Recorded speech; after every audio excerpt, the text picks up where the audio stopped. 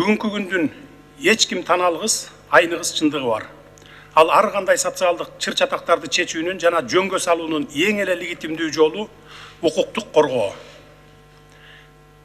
Жарандык коомду стабилдештирүү мүдөөсү бир катар маселелер жөнгө салынганда, мыйзам чыгаруу жана укук колдонуу процесстери оптимизацияланып, соттук коргоо механизми мыйзамдуу жана негиздүү колдонулганда гана ишке ашат.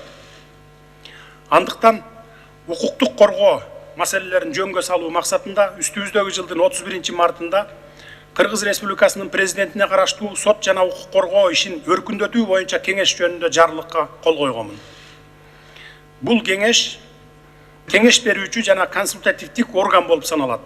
Соттордун жана укук коргоо органдарынын ишмердүүлүгүн өркүндөтүү, алардын ишинин уюштурулушунун жөнгө салуу, нормативдик укуктук актылардын долбоорлорунун иштеп чыгуу боюнча сунуштарды даярдоо максатында түзүлгөн.